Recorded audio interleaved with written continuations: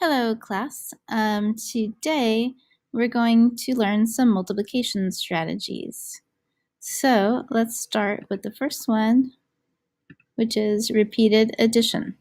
So the problem that we're going to do today is 2 times 5. And when you do repeated addition, you're kind of making equal groups, like when we multiply. So you're going to be adding the same number a bunch of times. So first, let's add 2. So how many 2's do I need? Well, if I'm adding the number 2 a bunch of times, I need to look at the other number to tell me how many times. We're going to add it 5 times. So 2 plus 2 plus 2 plus 2 plus 2. And the answer is 10. Or I could look at the number 5, so I can add a bunch of 5's. To know how many 5's, I look at the other number, so I'm going to add 2 5's. Another way you can multiply is by skip counting. So let's start by skip counting by 2's. So I'm going to keep basically adding 2, and I'm going to do that 5 times because my other number is 5. So if I skip count, I go 2, 4, 6, 8, 10. Notice how I counted 5 times. So my answer is 10. Or you could skip count by 5's if that is easier. So then you would skip count by 5's 2 times. So 5, 10, and there's my answer, 10. A third way that you could multiply is by drawing an array. So an array is when you draw a bunch of equal groups by making rows and columns. So let's start by making one row that has 2. So if I have one row that has 2 in it, I need to look at the other number to tell me how many more rows do I need. I need 5 total rows. So here I have 5 rows and each of them has 2. Then I can make some notes on the right. I like to write how many, kind of like skip counting by each row. So the first row has 2, then I add 2 more, so that's 4. You could be counting like 5, 6, right? And then write your little notes. Then 2 more would be 8, and then 10 total.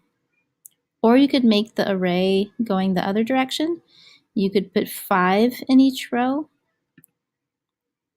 And then since we have 5 in each row, we need to look at the other number to tell us how many rows. So we'd have 2 rows. And then I would skip count on the side. So the first row has 5.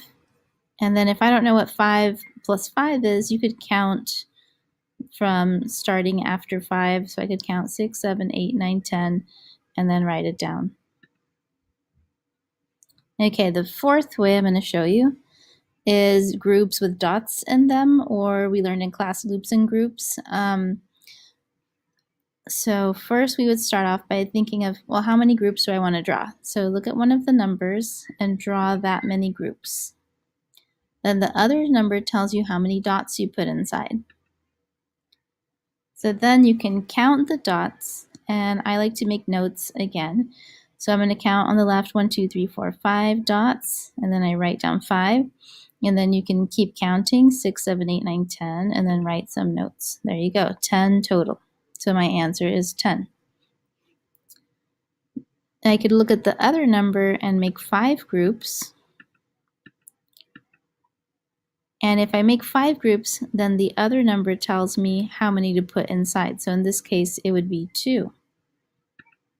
So there's 2, 2, 2, 2, 2. Okay. And again, the best way so that you don't lose count is to write notes underneath. So I want to count, so there's 2 there, and then another 2 makes 4, and then another 2 makes 6, and another 2 makes 8, and then another 2 makes 10. So there I have the same answer, 10.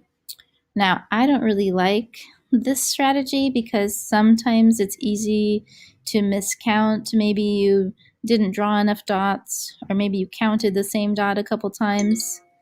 I prefer the strategy on the next page, which is groups with friendly numbers. So in this strategy, I'm going to use a different multiplication problem because this is better for when you get more complicated problems, bigger numbers. So let's do 4 times 7. So I'm going to make 4 groups. And then I don't really want to draw 7 dots. So I want to think what plus what equals 7. And I want to use a friendly number, something that's easy to skip count by. So I know that 5 plus 2 is 7, and I like skip counting by 5s. So I'm going to put 5 and 2 inside of one of the circles. And then I do that for all of the circles because we have equal groups. They all have to have the same amount. Okay, so now I need to add all the way across. So I'm going to go count by 5s. 5, 10, 15, 20, and then I write that down at the end.